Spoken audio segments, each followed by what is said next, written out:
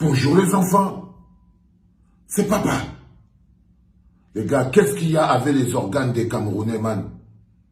Qu'est-ce que le peuple camerounais a bien pu faire? Qu'est-ce qu'on a bien pu faire à ces gens? Qu'est-ce qu'on a bien pu vous faire, les gars? Ah! Hier, on s'est levé, on avait d'autres débats. On n'était pas Onana, André Onana.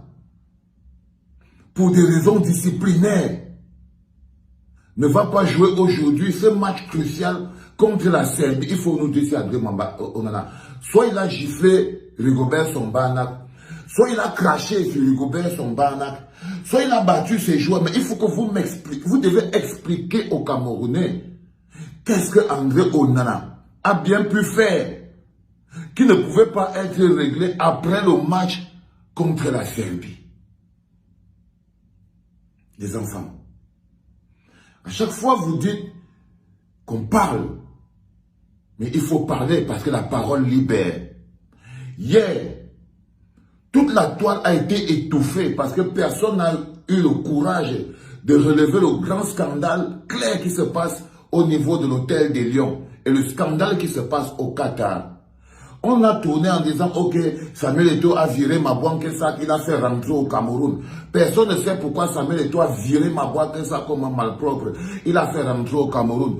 Choki Chok s'est levé, il a dit, écoutez les gars, ce n'est pas normal. Même le Choki Chok accuse le philosophe manager sélectionneur, ce n'est pas le vent. Qu'il a pris les 15 millions aux gens pour les amener là-bas. Ça veut dire que le philosophe manager sélectionneur a ramassé les mauvaises habitudes qu'il avait avant quand le groupe était humainement bon.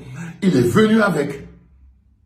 Donc, ceux qui pensent que Choki est fou, il faut faire très attention. Parce que quand vous avez ce genre de déclaration, genre André Onana a été disqualifié pour des raisons disciplinaires, il faut comprendre que vous êtes face à une vraie situation de crise.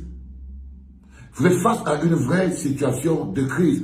On a essayé d'étouffer donc ces petites puanteurs qui commençaient à sentir mauvais comme ça en disant non mais c'est quand même le continent. On ne va pas laisser le continent continuer de se salir. Et je vous ai dit que la quantité de boue que le docteur Dadis Camara et son cousin, le philosophe, manager sélectionneur, vont mettre, ils vont même nous faire oublier que le mot Hemle était un mot camerounais. Donc le docteur Dadis Camara, dans un élan d'égocentrisme encore, décide de taper un coup de pied aux fesses de Mabouan Kessa qui le vire et il rentre là-bas au Cameroun. Mabouan Kessa qui attrape sa quéquette, il rentre au Cameroun comme un petit rat. On veut parler de ça, mais les gens étouffent. On dit, ah non, il ne faut pas déstabiliser les joueurs. Les gens m'appellent partout, non, il ne faut pas déstabiliser les joueurs. Il ne faut pas faire ceci, il ne faut pas faire cela. On étouffe le truc doucement. Choki dit, non, les gens ont pris l'argent et les joueurs ne sont pas motivés. Ah non, les gens vont de côté.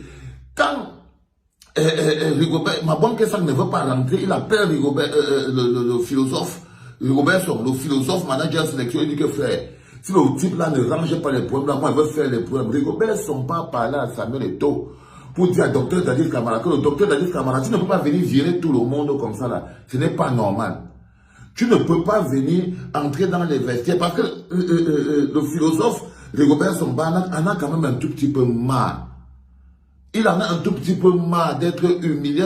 Même si on croyait que non, les séquelles de l'accident qu'il a eu avaient détruit toute forme de dignité et de crédibilité. Le cerveau humain est puissant. Donc il y a quand même encore quelques éléments de sécurité, de dignité et de grandeur dans le cerveau du philosophe manager sélectionneur, qu'à un moment, le philosophe manager sélectionneur a dit au docteur Dadis Camara, arrête de m'insulter devant les gens. Arrête de m'insulter devant les gens, ça ne se fait pas. Si tu me parles encore comme ça, peut-être moi je vais aussi faire quelque chose. Et comme je vous explique toujours que les Chindas sont les plus nerveux. L'histoire raconte que Ernest Obama, entendant le philosophe Rigobert Sambana en train d'aller au one-to-one-to avec l'autre docteur Dadis Camara, il décide que c'est le moment de démontrer au docteur Dadis Camara que l'amour que lui, Ernest Obama, a pour le docteur Dadis Camara est tellement grand qu'il n'y aurait pas un granomètre pour mesurer ça. Il décide que c'est là où il va jouer son rôle de défenseur fondamentaliste de Dadis Camara. On va le voir. Il bondit sur notre manager sélectionneur. Il bondit sur notre manager sélectionneur. Il l'agresse pour le froisser. Il veut froisser le manager sélectionneur. Les gens étouffent encore. Ils étouffent encore. Non, patati patarom. Et ce bonhomme, je te dis, docteur Dadis Camara, tu ne détruiras pas le pays. Je crois qu'il y a quelque chose qui n'est pas clair dans ton esprit. Je crois que le niveau de perversité narcissique qui habite ton âme a atteint un niveau où je ne sais pas ce qu'il faut faire. Donc le fameux docteur Dadis Camara, donc, il laisse Ernest Obama aller froisser le manager sélectionneur. Le manager sélectionneur, vous-même vous le voyez, vous êtes sûr qu'il ne peut même plus jongler le ballon 10 fois. Même les pieds du manager sélectionneur ne tiennent plus. Ça ne tient plus. Donc, il allait menacer, on les a arrêtés. On les a arrêtés, on les a déposés. On est allé chercher moi les combis.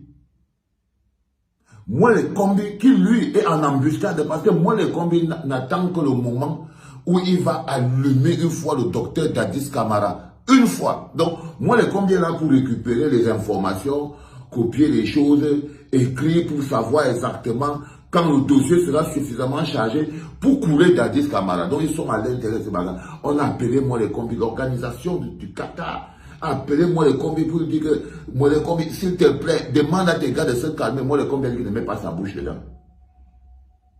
Moi les combis, il ne met pas sa bouche dedans. J'ai regardé tout ça à distance en me disant non, on est à un jour du match. C'est pas la peine de vouloir ouvrir ces boîtes de Pandore. On a arrêté Choki. On a dit à Choki que Choki laisse attendre au moins que le match finisse et tout ça là, que les gars finissent au moins de jouer et tout. On les a séparés. Ils ont commencé à faire ce que vous avez vu là. Mabouanké Sak, sans dignité, sans honneur. On a chassé comme un malpropre du Qatar. Il vient s'asseoir et dit qu'il avait le deuil, il avait la famille, il avait ceci, patati, patata. Les étos-moutons cherchent les photos là où Rigobert Song est à côté là où le philosophe Rigobert Song est à côté du docteur Dadis Camara en train de sourire, le sourire jaune, le sourire des crocodiles. Ils cherchent la photo où Rigobert Song et son pote, le docteur Dadis Camara, sont en train pour dire qu'ils sont tellement en accord. Ils sont tellement en accord. Parce que là encore, ils essayent de vous enfumer, bande de moutons. Ils essayent encore de vous emballer. Tout ça, ça tourne et on se dit, on laisse tomber. Et quand on se lève ce matin, on aboutit donc à ça. Toute la presse internationale, tout le monde en parle. André Onana, le prodige de l'Inter, le dernier rempart des Camerounais, celui qui a même joué libéraux, presque tout le match. Donc s'il y a quelqu'un qui peut être frustré du comportement des autres joueurs, c'est André Onana. Il faut bien comprendre, avant de vouloir dire, il faut savoir qu'André Onana a joué libéraux devant Nkulu. Il a été celui qui a essayé de tirer, donc les joueurs l'ont fondamentalement énervé. Donc, soit André Onana a grondé le staff, parce que tu ne peux pas être un Rigobert Song Banat. Tu n'as jamais coaché un joueur, tu veux coacher un gars, qui joue à l'Inter. Comment tu fais? Même les techniques de coach d'André Onana, qu'André Onana connaît, qu'il apprend tous les jours qu'il faut au quotidien, Rigobert Song ne les connaît pas. Un gars comme Choupo-Moting, qui travaille au Bayern de Munich, les techniques de coaching, de machin, tout ça, tu ne connais pas. Lui, il connaît. Lui, il connaît. Donc, j'imagine très bien que André Onana a dû dire arrêtez avec les conneries. Arrêtez avec les conneries, ça ne marche plus. Et ils ont décidé que même si André Onana est le dernier rempart du Cameroun, le Cameroun n'est pas plus important que leurs égaux. Parce que quand vous entendez pour des raisons disciplinaires, André Onana n'est pas quelqu'un qui peut se lever pour commencer à faire du n'importe quoi.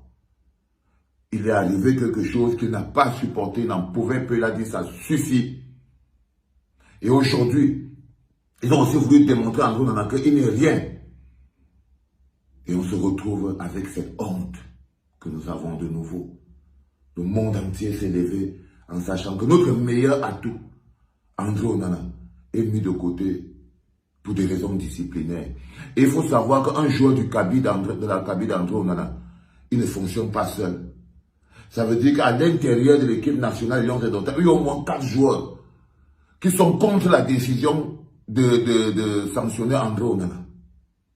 Mais quand les échos ont dépassé, et imaginez-vous très bien, soyez honnête envers vous-même. Vous avez d'un côté André Onana, vous avez Dadis Camara, vous avez le philosophe manager sélectionneur. Est-ce que vous pensez vraiment que le philosophe manager sélectionneur peut jouer avec son dolé André Onana pour lui dire que je te mets de côté pour des raisons disciplinaires? C'est Dadis. Si André Onana ne joue pas aujourd'hui, c'est Dadis. C'est le docteur Dadis Camara. C'est lui.